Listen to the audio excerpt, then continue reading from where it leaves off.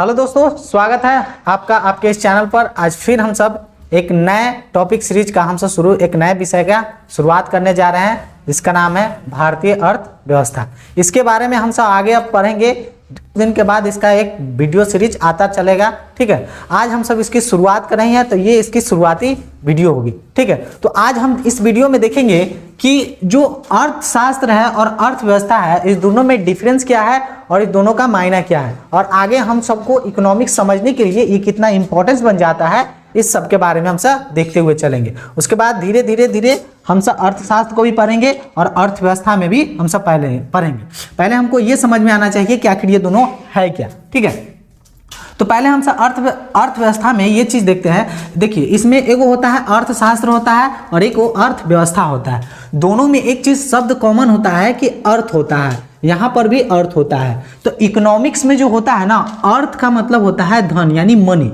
धन से रिलेवेंट कोई भी काम अगर दे रहा है तो एगो का काम है कि आपको उसके बारे में राय देना, एगो का काम है उसको प्रयोग करना। जैसे कोई भी काम होता है तो एक होता है जो थ्योरेटिकल होता है, एगो होता है प्रैक्टिकल होता है, बस वही बात है। तो इसमें एगो ऐसा होगा जिसको आपको थ्योरी कराएगा, एगो ऐसा होगा जो आपको प्रैक्टिकल कराएगा, जो आपको प्रयोग करेगा, ठीक है। तो पहले हमसे देखेंगे कि अर्थशास्त्र क्या है। अर्थशास्त्र को हम सब इकोनॉमिक्स कहते हैं और अर्थव्यवस्था को इकोनॉमी कहते हैं, ठीक है। तो क्या है ये अर्थशास्त्र? तो अर्थशास्त्र के बारे में हम देखिएगा तो ये जस्ट एक विषय है, एक सब्जेक्ट है। कौन? अर्थशास्त्र एक विषय है। जैसे हिस्ट्री एक सब्जेक्ट हुआ, ज्योग्राफी, पॉलिटी, इकोनॉमी, मैथ, ये सब क्या है? एक विषय है। तो उसी तरह से अर्थशास्त्र क्या है? एक जस्ट एक विषय है, ठीक है। अब उसके बाद इसका काम है बस एक सिद्धांत को देना। ये अर्थशास्त्र जो है एक सिद्धांत को प्रस्तुत करता है कि आप इसको इस तरह से काम कीजिए तो आपको इस तरह से ये काम हो जाएगा। तो ये बस क्या काम करता है? एक सिद्धांत देता है, ठीक है। अगला यह बताता है कि किसी देश में जो साधन है वो कितना है और उसे समान रूप से कैसे वितरित करता है, मतलब करना है। तो ये एक सिद्धांत देता है जिसमें यह बताता है कि आपके देश में जो है वो मतलब सुविधा कितना है, यानी वस्तु कितना है, उसको आपके देश के सारे जनता में कैसे समान रूप से वितरित किया जाए। जैसे उदाहरण के लिए अगर बात किया जाए, अगर एक देश ए है, एक देश बी है। जैसे अगर भारत की अगर हम बात करते हैं, एक तरफ यूएसए की बात करते हैं, तो क्या हम ये कह सकते हैं कि दोनों के पास साधन एक जैसा है? जहां जितना वस्तु भारत में होगा उतना ही वस्तु यूएसए में है, ऐसा कभी हो सकता है? नहीं होगा, ठीक है। तो इसमें इसके हिसाब से कानून बनेगा, इसके हिसाब से अर्थव्यवस्था का सिस्टम बनेगा। यूएसए की बात की जाए तो यहाँ पर एक अलग अर्थशास्त्र का सिद्धांत प्रस्तुत किया जाएगा, ठीक है। तो सिद्धांत देता तो है, लेकिन हर देश में अपने हिसाब से लागू इसको करना पड़ता है। लेकिन इसका सिर्फ एक लक्ष्य होता है। क्या होता है? कि आपके देश, जैसे आपके देश में वस्तु कितना है, मतलब साधन कितना है, ठीक है, और उसको समान रूप से वितरित कैसे करना है, बस उसको हमको ये बताता है, ठीक है। साधन और समान रूप से वितरित। जैसे अगर मान लिया जाए कि यहाँ पर 100 गो वस्तु है, ठीक है, और यहाँ पर जनता है 100 गो, ठीक है। तो आमतौर पर हमको सीधा सीधा दिख रहा है कि अगर समान रूप से वितरित करना है तो वस्तु है 100। अब व्यक्ति कै गो है? ये व्यक्ति है, 100 व्यक्ति है, तो प्रत्येक व्यक्ति को कितना वस्तु मिलना चाहिए? एक एक को। तो ये कहेगा कि आप एक काम कीजिए, आपके पास जितना वस्तु है ना उसको अपना जनसंख्या से भाग कीजिए, उसका हिसाब से आपको मिल जाए। तो ये क्या हुआ? एक फॉर्मूला दिया, एक सिद्धांत दिया। कौन? तो अर्थशास्त्र दिया, ठीक है। अब उसी तरह से यहाँ पर देखते हैं, इसके पास 400 मान लिया कि वस्तु है, इसके पास मान लिया कि 50 गो व्यक्ति है, व्यक्ति 50 गो है, इसके पास मतलब वस्तु कै गो हुआ? वही हुआ। तो देखिए 400 वस्तु है, व्यक्ति कै गो है? 50 गो। भाग कीजिएगा तो प्रत्येक व्यक्ति को 8 पंचे 40, यानी 8 गो वस्तु मिलेगा। हमारे यहाँ कै गो मिल रहा था? 100 गो वस्तु है, हमारे यहाँ 100 गो व्यक्ति है, तो प्रत्येक व्यक्ति को कितना मिला? एक एक को। लेकिन इस सब में एक चीज सेम काम कर दिया। क्या? कि जितना वस्तु है अब बटा जितना व्यक्ति है, मतलब एक नॉर्मल है नहीं, एक्चुअली हम आपको उदाहरण के लिए दे रहे हैं। तो ये जो फॉर्मूला जो दिया ना, ये अर्थशास्त्र दिया होगा। ये फॉर्मूला दिया कौन होगा? अर्थशास्त्र दिया होगा, ठीक है। आई जो हम काम कर रहे हैं इसको हम सब आगे इसमें देखेंगे। ये करने का काम जो है वो अर्थव्यवस्था करता है, ठीक है। अर्थव्यवस्था करेगा। ठीक है, तो ये बात आपको समझ में आ गया। तो इसके बारे में हम देखें कि जस्ट एक विषय है, ना ही ये सिर्फ आपको मतलब थ्योरी कराएगा, प्रैक्टिकल ये आपको नहीं कराएगा, एक सिद्धांत देगा, इसका उपयोग आपको करना है। ठीक है, उसके बाद ये बताता है कि वस्तु आपका कितना है और उसको समान रूप से वितरित कैसे करना है। तो ये हो गया आपका अर्थशास्त्र हो गया। ठीक है, अब दूसरा शब्द आता है कि हमारा अर्थव्यवस्था यानी इकोनॉमी क्या होता है। तो इकोनॉमी के बारे में देखिए, ये पूरा एक शब्द है, पूरा एक विषय है, लेकिन ये जस्ट ये क्या है, एक अधूरा शब्द है। क्या है? अधूरा शब्द है। जैसे इसको पूरा शब्द बनाने के लिए आपको ये देखना होगा कि देश और अर्थव्यवस्था नाम लगाना। जैसे उदाहरण के लिए अभी हमसे देखे हैं कि एगो ये फार्मूला दिया है, मान लेते हैं कि वस्तु बटा जितना व्यक्ति है, वस्तु को जैसे बांटना है तो वस्तु है जितना व्यक्ति है उसको भाग कर दिए। ठीक है, लेकिन हमसे देखे हैं कि हमारे भारत में फार्मूला लगा रहे हैं तब प्रत्येक वस्तु को एक ही को मिल रहा है, प्रत्येक व्यक्ति को एक ही को वस्तु मिल रहा है।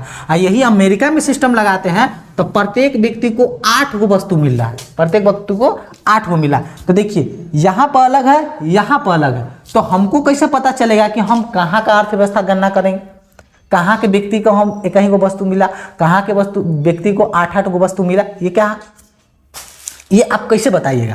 तो आपको लगाना होगा अर्थव्यवस्था। जैसे हम क्या कहें कि अर्थव्यवस्था एगो अधूरा शब्द है, तो इसको पूरा करने के लिए हम कहेंगे कि देखिए भारत का अर्थव्यवस्था यानी भारत या भारतीय जो भी को लगाना है, तो भारतीय अर्थव्यवस्था यानी इंडियन इकोनॉमी, ये क्या हो गया, अब पूरा शब्द हो गया। यानी अगर आपको इसके हिसाब मतलब अगर एक ही गो व्यक्ति को एक ही गो वस्तु मिला है तो इसका मतलब ये कौन सा अर्थव्यवस्था में हम इसको गिनती किए हैं, कि इसका मतलब है कि हम उसको भारतीय अर्थव्यवस्था में गिनती किए होंगे।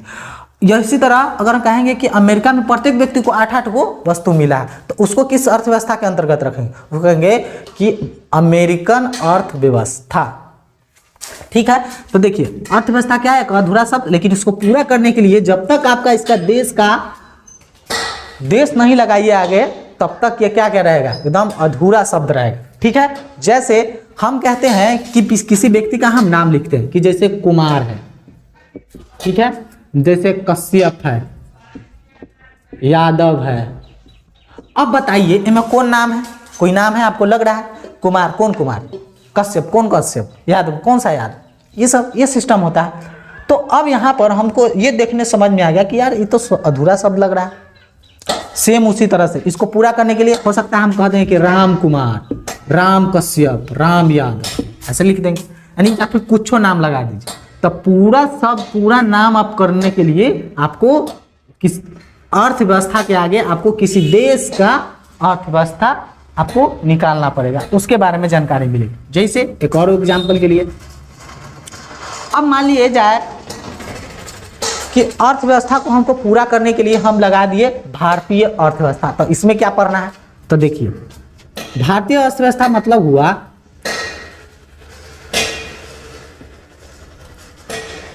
यानी हम सब अब ये देखेंगे कि भारतीय अर्थव्यवस्था का मतलब अब लगा दिए क्या, भारतीय अर्थव्यवस्था।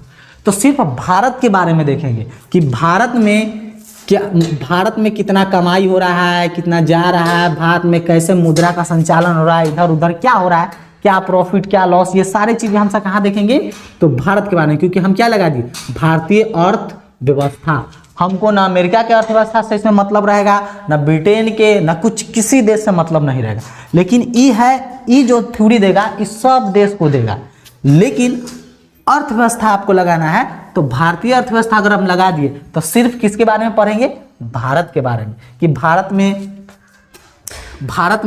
भारत का बॉर्डर है, उसमें कौन सा मुद्रा किधर जा रहा है, आ रहा है, किसके पास कितना गया आया, किसको लाभ हुआ, किसको प्रॉफिट हुआ, उसके बारे में हमसे देखते हैं। तो तीसरा पॉइंट इसका यही है। तो क्या कहता है, यह आर्थिक गतिविधियों का अध्ययन करता है जिसमें लाभ और प्रॉफिट दोनों होगा। ठीक है, बात समझ में आया।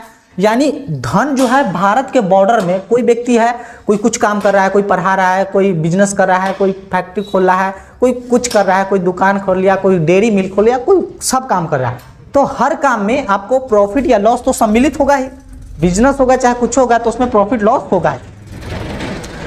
तो प्रॉफिट लॉस जो हुआ वो आप किसके आधार पर डिसाइड किए, आप ये डिसाइड किए कि भाई मान लिया कि 100 रुपया लगा के बिजनेस स्टार्ट किया और 200 रुपया कमा लिया, इसका मतलब इसको क्या होगा, प्रॉफिट हुआ। तो इसके कैसे पता चला, धन से पता चला, यही तो धन है, तो धन से पता चला।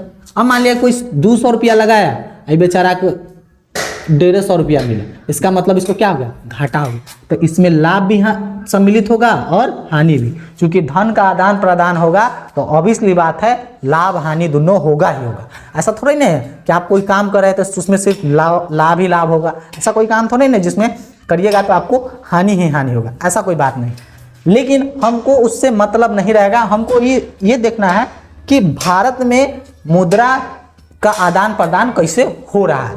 तो हम भारतीय अर्थव्यवस्था को अगर पढ़ना होगा तो हम सिर्फ भारत के बारे में पढ़ेंगे, भारत में कौन सा अर्थव्यवस्था चलता है, जैसे हमसे आगे देखेंगे पूंजीवाद अर्थव्यवस्था, ठीक है, उसके बाद पूंजीवाद, समाजवाद, राज्यवाद या समाजवाद दोनों एक ही होता है, और एक देखेंगे मिश्रित होता है, ठीक है।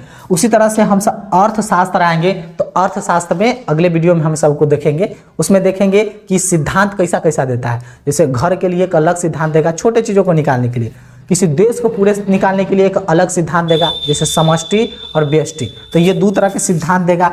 इसमें देखेंगे कि दुनिया के कौन कौन देश है जहाँ पर कैसन कैसन अर्थव्यवस्था चलता है, उसके बारे में यहाँ पर देखेंगे। ई क्या काम करेगा, इसका काम रहेगा कि आप फार्मूला दीजिए, हम क्या करेंगे, प्रयोग करेंगे।